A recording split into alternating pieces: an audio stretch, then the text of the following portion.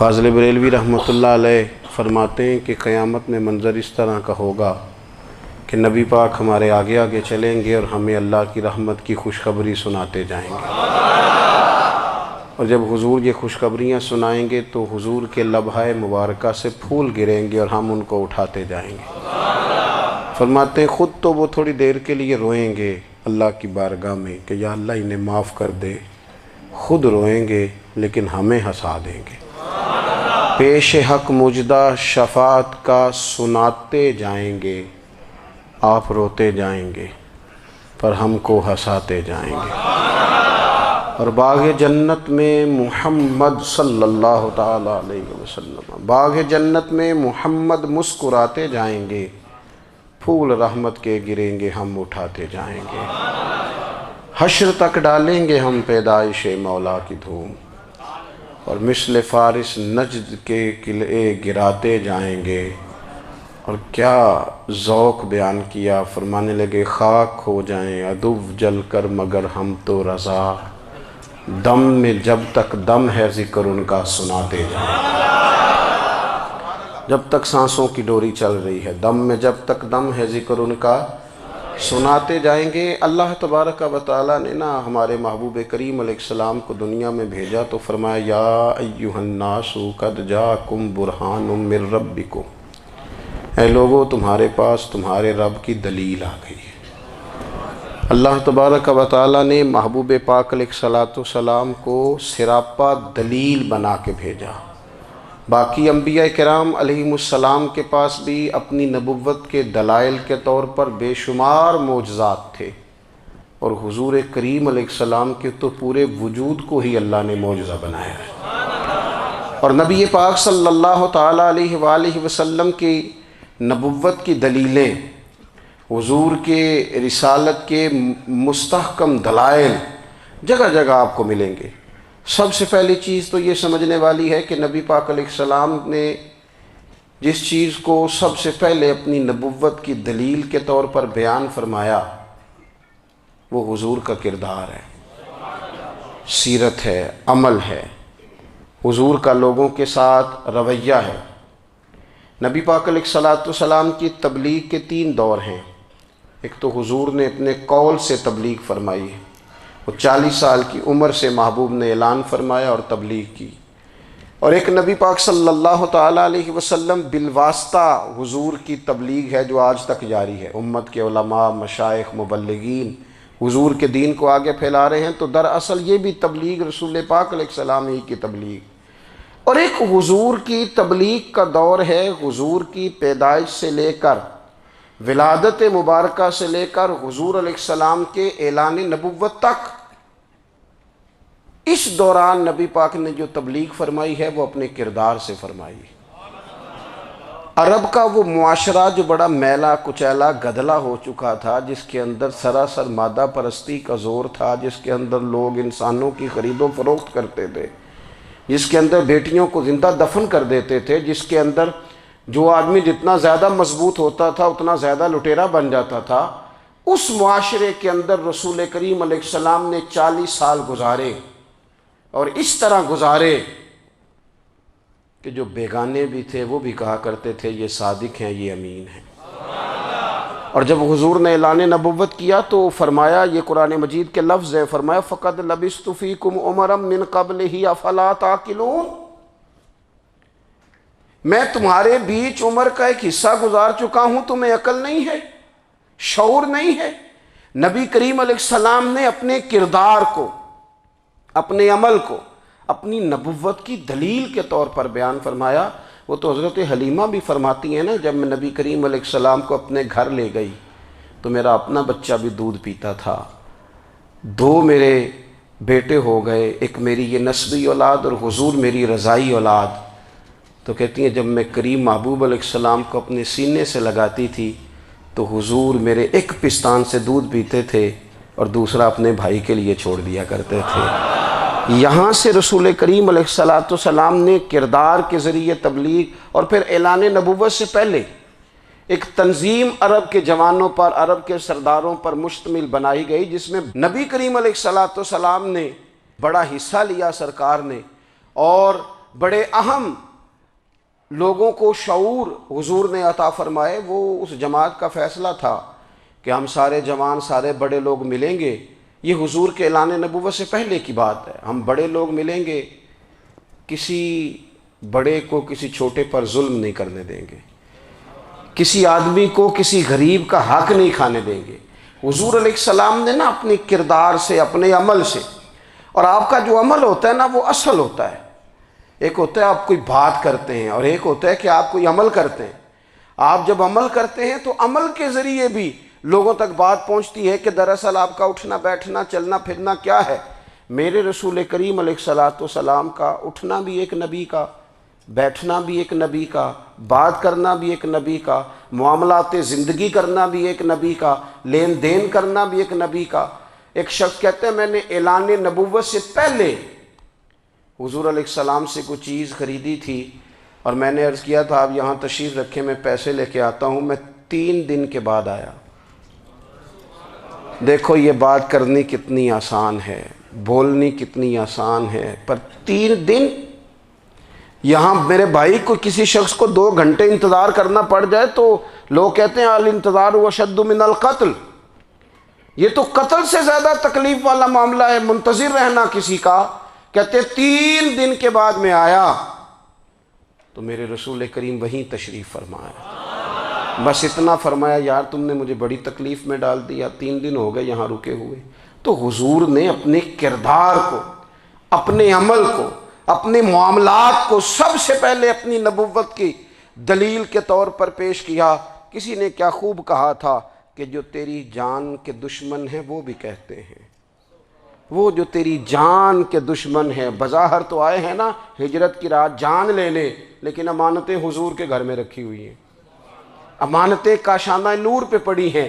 وہ جو تیری جان کے دشمن ہیں وہ بھی کہتے ہیں کہ امین تو ہے اور صداقت کی آبرو تو ہے، امین بھی تو ہے، صداقت کی آبرو تو ہے۔ تو پہلے کردار، پھر دوسری بات، اللہ تعالیٰ نے اپنے محبوب علیہ الصلاۃ والسلام کو اپنا مطلق نائب بنا کر، اپنا محبوب اعظم بنا کر، ویسے ہی سارے انسانوں کے بارے میں کہا وَإِذْ قَالَ رَبُّكَ لِلْمَلَائِكَةِ إِنِّي جَاعِلٌ فِي الْأَرْضِ خلیفہ، میں زمین میں اپنا نائب بنانے والا ہوں۔ لیکن حضور علیہ السلام تو محبوب ہے نا، حضور کی نیابت تو محبوبیت کے درجے پر فائز ہے۔ تو رسول پاک کو رب کریم نے اس طرح کا بنا کے بھیجا کہ حضرت عبداللہ ابن رواحہ رضی اللہ تعالیٰ عنہ بیان فرماتے ہیں کہ اگر حضور کوئی معجزہ نہ بھی دکھاتے، نبی کریم علیہ السلام سے کوئی اعجاز لوگ نہ بھی دیکھتے، تو محبوب کا تو چہرہ ہی اس طرح کا تھا، لوگوں نے دیکھتے جانا تھا اور کلمہ پڑھتے جانا تھا۔ لیکن باوجود اس کے میرے رسول پاک کا اعجاز یہ ہے، کمال یہ ہے کہ حضور کبھی اشارہ کر دیں تو چاند 2 ٹکڑے ہو جائے، کبھی دعا مانگ دیں تو ڈوبا ہوا سورج واپس آ جائے، کبھی محبوب گزرنے لگیں تو پتھر آپ پر سلام پڑے، کبھی حضور پہاڑ پر چڑھ جائیں تو پہاڑ وجد میں آ کر جھومنے لگیں، محبوب کا کبھی نماز پڑھاتے ارادہ بن جائے تو اللہ تعالیٰ قبلے کا رخ ہی تبدیل فرما دے۔ کیا خوبصورت سوچ ہے اور کیا نظریہ دیتے ہیں بریلی کے امام۔ فرماتے ہیں اجابت کا جوڑا عنایت کا صحرا، دلہن بن کے نکلی دعائے محمد، اور اجابت نے جھک کر گلے سے لگایا بڑی ناز سے جب دعائے محمد۔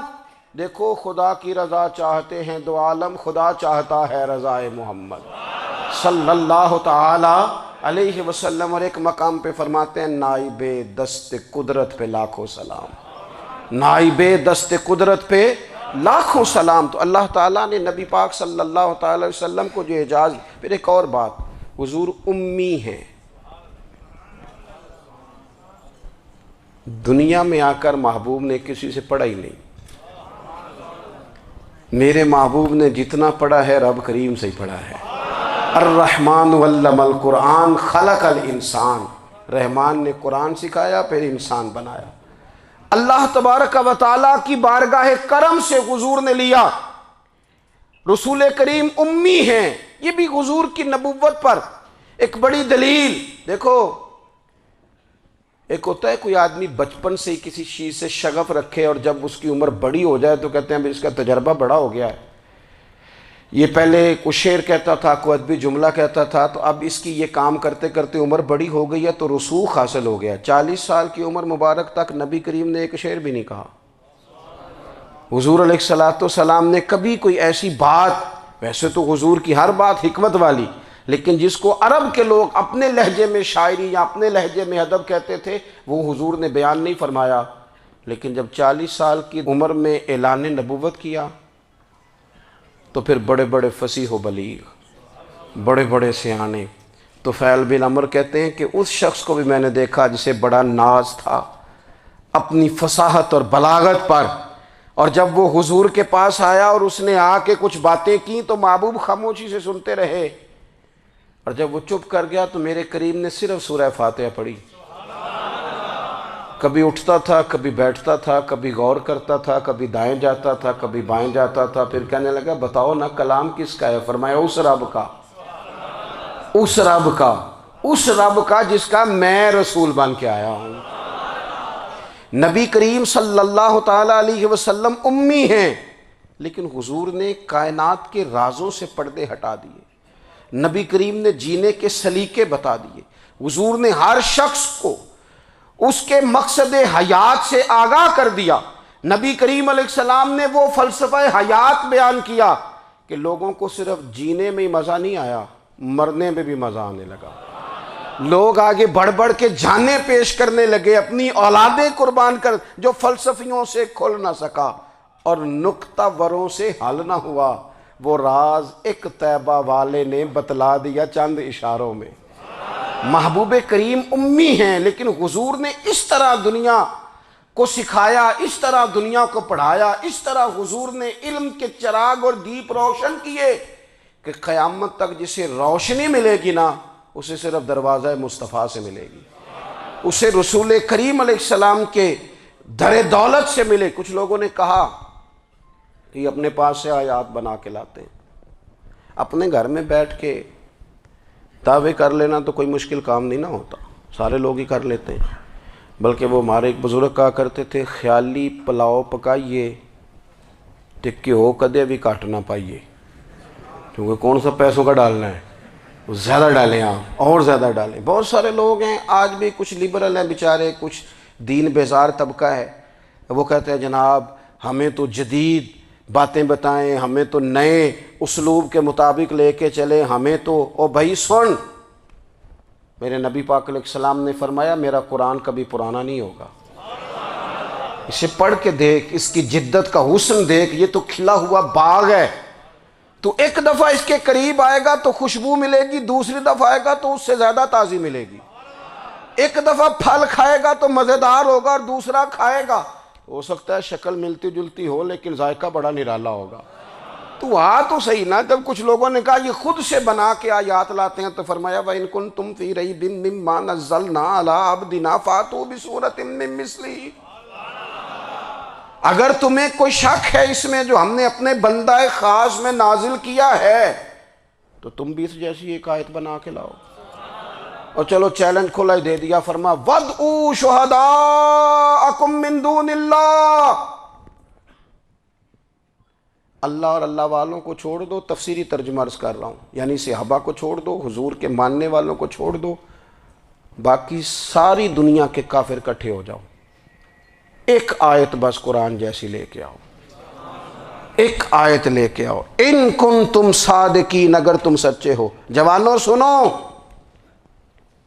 کہا ایک آیت، اور یہ چیلنج آج تک قرآن مجید کا موجود ہے، آج تک وَإِن كُنتُمْ فِي رَيْبٍ مِّمَّا نَزَّلْنَا عَلَىٰ عَبْدِنَا فَأْتُوا بِسُورَةٍ مِّن مِّثْلِهِ، تم قرآن کے مقابلے کی ایک صورت لے کے آؤ اور سارے حمایتی اکٹھے کر لو اپنے، ان کنتم صادقین، اگر تم سچے ہو۔ جواب تو ادھر سے آنا تھا نا، لیکن کائنات کے رب نے جواب بھی خود دیا، فرمایا فَإِن لَّمْ تَفْعَلُوا وَلَن تَفْعَلُوا، اگر تم نہ لا سکے، اور فرمایا تم لا سکتے بھی نہیں، اگر تم نہ لا سکے اور تم لا سکتے بھی، نہ خنجر اٹھے گا نہ تلوار تم سے، یہ بازو میرے آزمائے ہوئے ہیں، وَلَن تَفْعَلُوا، تم لا بھی نہیں سکتے، فَاتَّقُوا النَّارَ الَّتِي وَقُودُهَا النَّاسُ وَالْحِجَارَةُ، پھر اس آگ سے ڈر جاؤ جس کا ایندھن آدمی اور پتھر ہے۔ اعدت للکافرین، بنائی کافروں کے لیے، بنائی مومنوں کے لیے تو رب نے جنت بنائی ہے۔ اعدت للکافرین، یہ دوزخ اللہ نے کن کے لیے بنائی ہے؟ اعدت للکافرین کہتا ہے کافر کے لیے بنایا۔ تو اللہ تبارک و تعالیٰ نے میرے رسول پاک صلی اللہ تعالیٰ علیہ وسلم کو وہ کتاب عطا فرمائی، اور پھر حضور کی فصاحت و بلاغت، معرفت۔ دیکھو ایک ہوتا ہے گھنٹوں باتیں کرنا، ایک ہوتا ہے کئی والیم پر مشتمل، کئی جلدوں پر مشتمل کتب کا لکھنا، اور ایک ہوتا ہے کسی بندے کا ایک بات کرنا اور سامنے والے کی طبیعت کو اتنا جگا دینا کہ اگلی بات فوراً ہی اس کی سمجھ میں آ جائے۔ اور حضور نہ کسی کی انا کو نہیں جگاتے تھے۔ ہم بعض اوقات کسی سے خطاب کرتے ہیں، بات کرتے ہیں تو سامنے والے کی انا کو جگا دیتے ہیں، ٹھیس پہنچاتے ہیں، وہ کہتا ہے چل پھر تگڑا ہو جا میں بھی آیا۔ حضور انا نہیں جگاتے تھے، میرے نبی پاک ضمیر جگاتے تھے تاکہ وہ شخص فیض حاصل کر سکے، اسے کچھ ملے۔ نبی کریم کا جو انداز تکلم ہے وہ اس طرح کا ہوتا تھا کہ انسان خود بخود کھل اٹھتا تھا کہ مطلب یہ بات ہونے کیا لگی ہے، مطلب حضور کیا فرمانے لگے۔ نبی کریم صلی اللہ تعالیٰ علیہ وسلم، ایک دن محبوب کریم نے صحابہ کے بیچ حضور کی فصاحت و بلاغت دیکھے، فرمایا محبوب نے کتنا نادان ہے وہ شخص جو اپنے ماں باپ کو گالی دے۔ کھلی ہو گئی لوگوں کی آنکھیں، کان کھڑے ہو گئے کہ یا رسول اللہ کون ایسا بدبخت ہے جو ماں باپ کو گالی دے گا۔ اب جب سوالات ذہنی سطح پر پوری طور پر ابھر گئے نا، تو اب رسول کریم نے بات سمجھائی۔ یہ ہے فصاحت و بلاغت، تیرے آگے ہیں یوں دبے لچے فصحاء عرب کے بڑے بڑے، کوئی جان منہ میں زبان نہیں بلکہ جسم میں جان نہیں۔ یا رسول اللہ کون ایسا نالائق ہے جو ماں باپ کو گالی دے؟ اب جب ذہنی سطح یہاں تک ابھر آئی تو اب حضور نے سمجھایا، فرمایا جب تم کسی کے ماں باپ کو گالی دو گے نا تو وہ بھی تو جواب میں تمہارے ماں باپ کو دے گا نا، تو فی نفس ہی یہ تم نے خود ظلم کیا ہے اپنے ماں باپ پر۔ کیوں تم نے ایسا لہجہ اختیار کیا کہ جس سے سامنے والے کی انا جاگ جائے اور وہ تمہارے مقابلے میں آ کر کے کھڑا ہو جائے؟ کیوں تم نے اس طرح کے انداز اختیار کیے کہ جس سے سامنے والا بھی سارے پنجے کھڑے کر کے باہر نکل آئے اور کہے آ جاؤ پھر میں بھی میدان میں حاضر ہوں؟ رسول کریم کی فصاحت، بلاغت دیکھیں نا، حضور 2-4 جملوں میں ساری بات سمجھا جاتے ہیں۔ ایک حدیث پاک اگر ہماری سمجھ میں آ جائے، ایک روایت نبی پاک صلی اللہ تعالیٰ علیہ وسلم نے فرمایا خوبصورت مسلمان وہ ہے جو بے مقصد باتوں کو چھوڑ دے۔ لو اس سے پوری زندگی سجائی جا سکتی ہے، ایک جملے سے پوری زندگی سواری جا سکتی ہے، کوئی لمبی چوڑی باتوں میں جانے کی ضرورت نہیں۔ کہا خوبصورت مسلمان یہ ہے جو بے مقصد باتوں کو چھوڑ دے، لا یعنی باتوں کو، کیا کہتے ہیں ہمارے دیہات کے لوگ، جڑے پنڈ جانا نہیں ادھر راہ پوچھنے دی۔ لیکن آج کل لوگ باز آندے، یعنی جس بات کا بالکل تعلق نہیں نا وہ بات بھی کرتے جاتے ہیں، جس کا شعبہ ہی نہیں وہ بھی چھلانگ لگا کے اس میں آ جاتا ہے۔ ہم اپنا وقت ضائع کرتے ہیں، اپنی صلاحیتیں ضائع کرتے ہیں، اپنا نقصان کرتے ہیں۔ ہم اپنا کام صحیح کر کے نہیں کرتے اور دوسری ساری دنیا کو ٹھیک کرنا چاہتے ہیں۔ او بھائی آپ جس جگہ جس شعبے سے تعلق رکھتے ہیں آپ اپنے معاملات میں مضبوطی پیدا کریں۔ حضور نے اپنی فصاحت کے ساتھ، بلاغت کے ساتھ لوگوں کو قائل کیا، اور قرآن مجید کی تاثیر کا یہ اثر میرے کریم رسول نے دکھایا کہ رات کو جب حضور بیٹھ کے قرآن پاک پڑھتے تھے نا، جب یاسین والے نبی خود یاسین کی تلاوت کریں، جب طٰہٰ والے محبوب خود طٰہٰ کی تلاوت کریں، غور کرو نا جب مدثر والے محبوب خود ان جملوں کو ادا کریں، یعنی جن کے بارے میں آیت آئی ہے جب وہی یہ آیت پڑھیں کہ اِنَّا أَعْطَيْنَاكَ الْكَوْثَرَ، یعنی جن کا ذکر ہو رہا ہے جب وہ یہ بات کریں کہ یا ایھا النبی انا ارسلناک شاہدا ومبشرا ونذیرا لتؤمنوا باللہ ورسولہ وتعزروہ وتوقروہ وتسبحوہ بکرۃ واصیلا، جن کے بارے میں آیت آئی ہے جب وہ یہ کہہ رہے ہوں کہ ورفعنا لک ذکرک، جب وہ کہہ رہے ہوں والضحیٰ واللیل اذا سجا، ذرا اس کیفیت کو دیکھیں جب محبوب خود پڑھ رہے ہوں، اور جو حضور پر آئی ہیں اس کا ذائقہ، اس کا لطف، اس کا انداز بھلا کیا ہوگا۔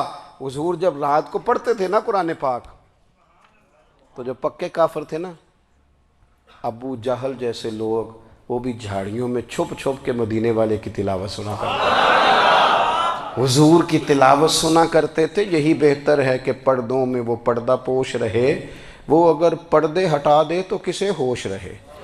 رسول کریم علیہ السلام کی تلاوت کا سننا، قریب جانا، یہ اعجاز ہے۔ حضرت فاروق اعظم کہتے ہیں میں طبیعت کا بڑا ڈاڈا تھا، مزاج کا بڑا سخت تھا، زندگی ہمیشہ ڈٹ کر گزاری، باتوں پر کھڑا رہنا آتا تھا، پر جب میری بہن نے مجھے چند آیتیں سنائی نا تو میں تڑپ ہی گیا۔ کروں آیا سا مار مقامنے نو، ہن مینو مار دے لے چلو، اوے متے عمر دی عمر برباد ہو جائے جتھے عمر سوار دے لے چلو۔ یہ اعجاز ہے رسول کریم صلی اللہ تعالیٰ علیہ وسلم پر نازل ہونے والی کتاب کا۔ پھر حضور نے خبریں دی، نبی پاک نے خبریں دی۔ حضور نے فرمایا روم فتح ہوگا، وہ ہوا۔ نبی کریم علیہ السلام نے فرمایا شام فتح ہوگا، تو شام فتح ہوا۔ فرمایا ایران فتح ہوگا، تو ایران فتح ہوا۔ سراقہ بن مالک کہتے ہیں ایک گاؤں پر بھی مسلمانوں کی حکومت نہیں تھی، ایک گاؤں پر۔ حضور مکہ مکرمہ سے نکل رہے تھے، مدینہ طیبہ تشریف لے جا رہے تھے، ابھی راستے میں تھے، میں 100 سرخ اونٹوں کے لالچ میں معاذ اللہ حضور کو گرفتار کرنے پہنچ گیا۔ محبوب نے حکم دیا، حضور کا معجزہ میں نے آنکھوں سے دیکھا، میرا گھوڑا زمین میں دھستا چلا گیا، میں نے معافی مانگی، حضور نے معاف کر دیا۔ میں نے سمجھا اچانک ہو گیا ہے۔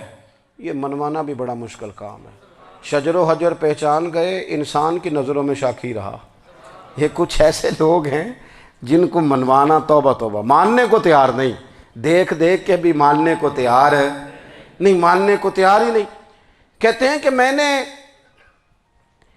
پھر چاہا آگے بڑھنا، تو پھر زمین کے اندر میرے گھوڑے کے پیر دھنسنے لگے، پھر معافی مانگی۔ کریم تیرے معاف کرنے کی ادا پہ بھی قربان جائیں۔ یہ نہیں فرمایا کہ تو بار بار یوں ہی کرتا ہے، فرمایا معافی مانگتا ہے، جا میں نے معاف کیا۔ کہتے ہیں 3 دفعہ میں آگے بڑھا، 3 دفعہ حضور نے معاف کیا، تو مسکرا کے فرمانے لگے تو یہاں مجھے گرفتار کرنے آیا ہے، وہ کیسر روم کا علاقہ فتح ہوگا۔ وہ کنگن جو پہنتا ہے نا ہاتھوں میں، بادشاہ کے کنگن معروف ہیں، وہ تیرے ہاتھوں میں آئیں گے۔ اللہ کرے آپ سمجھیں۔ یہ جو لوگ ڈری ڈری سہمی اور ہمارے بچے مایوسی کی معاذ اللہ باتیں کرتے ہیں، وہ دیکھیں حضور کس طرح کی گفتگو فرماتے ہیں۔ ابھی ایک گاؤں پر بھی اسلام کی حکومت نہیں، لیکن حضور کا خبر دینے کا انداز۔ کریم فرمانے لگے وہ کیسر روم کے جو کنگن ہوں گے وہ تیرے ہاتھوں میں آئیں گے۔ جناب سراقہ بن مالک فرماتے ہیں کہ میں مسلمان ہو گیا، حضور کا وصال ہو گیا، کنگن نہیں آئے۔ حضرت ابوبکر صدیق کا وصال ظاہری ہو گیا، کنگن نہیں آئے۔ جناب عمر کا دور آ گیا، سراقہ بوڑھے ہو گئے۔ کوئی بندہ پوچھتا نا کہ اب تو عمر ڈھل گئی ہے، زندگی کا پتہ نہیں، کہنے لگے نہیں میں نہیں جاتا، جب تک کنگن نہیں آتے اسرائیل کوئی نہیں آئیں گے، کیونکہ ساڈے نبی دی زبان ساڈے واسطے قرآن۔ جو دن کو کہہ دیا دن ہے تو دن نکل آیا، جو شب کو کہہ دیا شب ہے تو رات ہو کے رہی، اور خدا نے ان کی زبان کو وہ اختیار دیا، جو نکلی منہ سے ان کے وہ بات ہو کے رہی۔ اور فاضل بریلوی کا تو انداز ہی پھر انوکھا ہے نا، وہ تو کہتے ہیں وہ زبان جس کو سب کن کی کنجی کہے، جس کو سب کن کی کنجی کہیں، اس کی نافذ حکومت پہ لاکھوں سلام۔ کہنے لگے نہیں آتے حضرت اسرائیل، فکر نہ کرو، بوڑھے ہو گئے تھے، نکلنا گھر سے بند کر دیا تھا، حضرت عمر کا دور تھا، کنگن آ گئے۔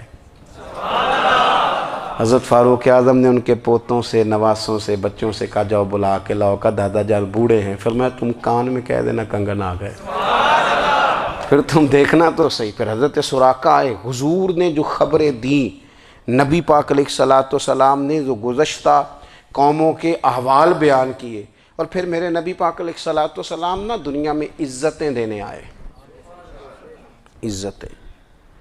یہ مزاج ہمیں کم کرنا چاہیے، یہ جو ہم ساری زندگی اس کام میں لگا دیتے نا، کسی کو نیچا کیسے دکھانا ہے، یہ انداز حضور نے نہیں ہمیں دیا۔ اب دیکھو حضور تشریف لائے تو ہمیں پتہ چلا کہ حضرت یوسف جیسا سونا کوئی نہیں، حضور تشریف لائے تو ہمیں پتہ چلا کہ حضرت داؤد جیسی خوبصورت آواز کسی کی نہیں، حضور تشریف لائے تو ہمیں پتہ چلا کہ جناب عیسیٰ علیہ السلام کا فقر اختیاری کس طرح کا تھا، محبوب تشریف لائے تو ہمیں پتہ چلا کہ حضرت موسیٰ کا جلال کس طرح کا تھا۔ یہ تو حضور آئے تو نبی پاک علیہ السلام نے اس کی بھی عظمت بیان کی، اس کی بھی شان بیان کی، حضور نے بتایا کہ ابو بکر صدیق کی شان کیا ہے، فاروق اعظم کا مرتبہ کیا ہے، عثمان غنی کی حیا کیا ہے، مولا علی کی شجاعت کیا ہے، اہل بیت نبوت کی عظمت کیا ہے۔ حضور آئے عزتیں دینے، ماں کو عزت دی مدینے والے رسول نے، کہا جس کا باپ راضی ہو گیا اس کا رب راضی ہو گیا، فرمایا جو 2 بیٹیاں 3 بیٹیاں 4 بیٹی بہنیں یا 1 بیٹی یا بہن بیاہ کے آ گیا نا، اس طرح میری 2 انگلیاں جڑی ہوئی ہیں، میرے ساتھ جڑ کے جنت میں جائے گا۔ رسول کریم صلی اللہ تعالی وسلم نے عزت دی، حضور عزتیں دینے، کوئی اعزاز نہیں، ان پڑھ بندہ ہے، سادہ ہے، غریب ہے، مزدوری کرتا ہے، ہاتھوں پہ چھالے، یا رسول اللہ اس کا بھی کوئی اعزاز ہے؟ قربان جائیں، میرے کریم نے عزت دی، فرمایا محنت کر کے روزی کمانے والا تو اللہ کا دوست ہے، یہ اینٹیں اٹھانے والا، یہ مشقتیں کرنے والا، یہ صبح دیہڑی پہ جانے والا، یہ بیچارہ جو اچار سے روٹی کھاتا ہے، تو نے ہر شخص کی قسمت میں یہ عزت لکھی اور آخری خطبے کی صورت میں وصیت لکھی۔ رسول کریم نے ہر بندے کو اعزاز دیا، عظمتیں دی، حضور عزتیں دینے آئے، نبی پاک علیہ السلام نے اعزازات دیے، حضور نے نوازا، یہ ساری چیزیں میرے رسول پاک کی تشریف۔ اور پھر یہ جو حضور کے صحابہ اور اہل بیت ہیں نا، یہ بھی میرے نبی پاک کی نبوت کی دلیل ہے۔ اتنی جلدی انقلاب آیا نہیں کرتے، وہ کل تک جو رہزن تھے حضور نے راہبر بنا دیے، وہ لوگ جو کل تک ایک دوسرے کے گلے کاٹ کے کھاتے تھے، ایک دوسرے کو مارتے تھے، تکلیف پہنچاتے تھے، برادری ازم پہ لڑتے تھے، حضور نے بھائی بھائی بنا دیے، ایک پلیٹ میں کھانا کھانے لگے، سیدنا بلال حبشی، صہیب رومی، سلمان فارسی، حضور نے یوں کر کے ملا دیا۔ نبی کریم علیہ السلام نے تقسیمیں ختم کر دی دنیا میں، حضور کے صحابہ نے اپنا کردار اس طرح کا دکھایا، اتنا بلند کیا، اور صحابہ کرام علیہم رضوان اس کو دے کر اتنی بلندیوں پہ گئے کہ گواہیاں اللہ کا قرآن دیتا ہے۔ فرمایا محمد الرسول اللہ والذین معہ اشداء علی الکفار رحماء بینہم تراہم رکعا سجدا یبتغون فضلا من اللہ ورضوانا۔ فرمایا یہ جو میرے محبوب کے ساتھ والے ہیں کافروں پر سخت ہیں، آپس میں نرم دل ہیں، تم جب بھی انہیں دیکھو گے سجدے کرتے دیکھو گے، رکوع کرتے دیکھو گے، تم انہیں دیکھو گے اللہ کی رضا کے متلاشی ہیں۔ انہیں ساری مادہ پرستی سے نکال کر محبوب نے رب کی رضا کے رستے پہ ڈال دیا۔ میرے نبی کریم سید عالم صلی اللہ تعالیٰ علیہ وسلم کی نبوت کے دلائل کے طور پر یہ ساری چیزیں آئیں۔ بس میں بات سمیٹنے لگا ہوں، حضور کا جو اخلاق ہے نا، وہ بھی نبی کریم علیہ السلام کی نبوت کی بہت بڑی دلیل ہے۔ وَإِنَّكَ لَعَلَىٰ خُلُقٍ عَظِيمٍ۔ محبوب ہم نے آپ کو نا خلق عظیم کا مالک بنایا ہے۔ کچھ لوگ سمجھتے ہیں صرف آپ کا بولنے کا انداز ٹھیک ہو تو آپ با اخلاق ہیں، نہیں بھائی، بولنے کا انداز ٹھیک ہونا با اخلاق نہیں، سچ بولنا اخلاق کی علامت ہے۔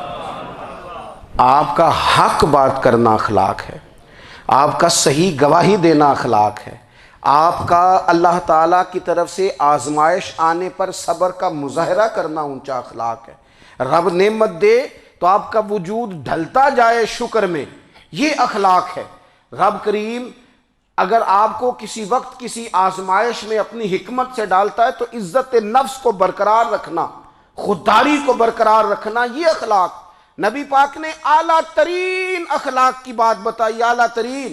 حضور نے لوگوں سے بیعت لیتے وقت کہا تھا میرے ہاتھ پر بیعت کرو، چوری نہیں کرو گے۔ نبی پاک علیہ السلام نے مختلف امور پر بیعت لی۔ حضرت حکیم بن حزام کہتے ہیں حضور نے میرے ہاتھ پہ ہاتھ رکھ کے کہا میرے ہاتھ پہ ہاتھ رکھ کے بیعت کرو کہ کسی دنیا دار سے سوال نہیں کرو گے، خودداری سے زندگی گزارو گے، عزت نفس سے، جو رب نے تمہیں دیا ہے تم اس پر راضی رہو گے، لوگوں کی جیبوں کو ٹٹولنا، دوسروں کی دولتوں پہ راج کرنا، دوسروں کے مال پر نگاہیں ڈالنا اللہ کے حبیب نے پسند نہیں فرمایا۔ فرمایا بیعت کرو کہ تم کبھی کسی سے سوال نہیں کرو گے۔ حد ہو گئی، نبھانے والوں نے پھر اس عہد کو نبھایا اور کمال کر دی۔ حضرت حکیم بن حزام گھوڑے پہ بیٹھے تھے، ہاتھ میں درہ تھا، وہ زمین پہ گر گیا، قریب غلام کھڑا تھا، حضرت حکیم بن حزام خود گھوڑے سے اترے، درہ اٹھایا، دوبارہ گھوڑے پہ بیٹھے۔ غلام عرض کرنے لگا حضور مجھے بتا دیتے میں اٹھا کے دے دیتا۔ آنکھیں چمک اٹھیں، فرمانے لگے کیسے بتا دیتا؟ اپنے رسول سے وعدہ کیا ہے کبھی کسی سے سوال نہیں کروں گا، کبھی سوال نہیں کروں گا۔ اللہ کے محبوب نے ہمیں اعلیٰ اخلاقی قدروں کی بات ہمیں سکھائی ہے۔ ہم دیکھتے ہیں کہ بڑی جلدی 2 4 5 لوگوں کے غصہ دلانے پر ہم ساری اخلاقی حدوں کو کراس کر جاتے ہیں۔ دوستو ہمارا ایک ویژن ہونا چاہیے، ہمارے ذاتی رویے بڑے معتبر ہونے چاہیے، لین دین کے معاملات کے اندر مسلمانوں کو بڑا صاف ستھرا ہونا چاہیے۔ ہمیں اپنی معاشی زندگی میں روزمرہ کے معاملات میں ہماری توجہات کا مرکز صرف اللہ رسول کی ذات ہونی چاہیے۔ رب کریم نے اپنی حکمت سے کسی کو کتنا دیا ہے یہ اس کی حکمت کے تقاضے ہیں، ہمیں اس نے جس رنگ میں جس حال میں رکھا ہے ہمیں اپنے رب کی رضا پر بہت زیادہ مطمئن ہونا چاہیے۔ اچھا پھر ایک اور بات، جن چیزوں کو ہم نے دکھ بنایا ہے نا یہ تو وہاں دکھ تھا ہی نہیں، مہینہ مہینہ چولہا نہیں جلا، لیکن کسی جگہ اظہار غربت ہے حضور کی اولاد پاک کا یا صحاب کا یا ازواج کا، مہینہ مہینہ چولہا نہیں جلا۔ لیکن یہ اخلاق عالیہ کا حسن دیکھو، اپنے گھر مہینہ مہینہ چولہا نہیں جلا، جو مانگنے آیا اسے جھولی بھر کے عطا فرمایا، کوئی دروازے سے خالی نہیں گیا۔ عزیز بھائی اگر زندگی میں اخلاقی قدریں ہم اپنا لیں اور ہم تھوڑا تھوڑا کر کے اپنے آپ کو تبدیل کریں، ساری زندگی توجہ رہی کہ فلاں کیا کر رہا ہے فلاں کیا کر رہا ہے، تھوڑا سا گردن کو جھکا کے اپنے اوپر توجہ ڈالیں، اپنے آپ کو وقت دیں، حضور کے اخلاق عالیہ کی روشنی میں، تعلیمات حسنہ کی روشنی میں ہم اپنے کردار و عمل پر تھوڑی توجہ دیں۔ اس وقت بہت بڑی تعداد میں امت مسلمہ ہے، اور ایسا نہیں ہے کہ دولت نہیں ہے، دولت سے بھی سرشار ہیں، ہمارے ہاں بڑے بڑے انجینئر ہیں، بڑے بڑے ڈاکٹر ہیں، لیکچرار ہیں، ہمارے پاس بڑے بڑے ہاسپٹل ہیں، بڑا کچھ ہے، لیکن کردار و عمل کے بادشاہ، اپنی زندگی تقوی کی روشنی میں گزارنے والے ان لوگوں کی تعداد کم ہے۔ اگر کوئی آج بھی سارے کام نیک کرے لیکن جائیداد میں سے بیٹی کا حق رکھ جائے تو پھر اس نے کیا میلاد منایا ہے؟ اگر آج بھی جو 2 4 لوگ بیچارے اس کے زیر دست ہیں، ملازمین ہیں، ان کے ساتھ اس کا رویہ انتہائی سخت ہو تو اس نے کیا میلاد منایا؟ اگر آج بھی وہ برادری ازم کی بنیاد پر دوستیاں کرے اور چھوٹے بڑے کی وہ تقسیم رکھے، جسے حضور نے فرمایا کہ قبیلے تو تعارف کے لیے، ورنہ کسی عربی کو اجمی پر، گورے کو کالے پر کوئی فضیلت نہیں۔ اگر کوئی آج بھی اس برادری ازم کا قائل ہے پھر اس نے کیا میلاد منایا؟ اگر کوئی شخص آج بھی اپنے آپ کو مادہ پرستی میں پوری طرح دھکیل چکا ہے اور رضا الہی کا مسافر نہیں بنا تو اس نے کیا میلاد منایا؟ اپنی طبیعتوں میں روحانی تبدیلی اور وہ خاص افکار جو حضور اپنے غلاموں میں پیدا فرماتے ہیں، ان افکار کو پیدا کرنا، سوچوں کو بدلنا، سوچوں کو، نظریات کو بدلنا، اپنے روزمرہ کے معاملات کا جائزہ لینا کہ ہم کس طرح آگے بڑھ سکتے ہیں اور کس طرح ہم ایک بہترین امتی اور ایک بہترین مسلمان بن سکتے ہیں، اس پر توجہ دینا، یہ میلاد ہمیں سبق دیتا ہے۔ اللہ تعالیٰ مجھے اور آپ کو عمل کی توفیق عطا فرمائے۔ آخر دعوایا ان الحمدللہ۔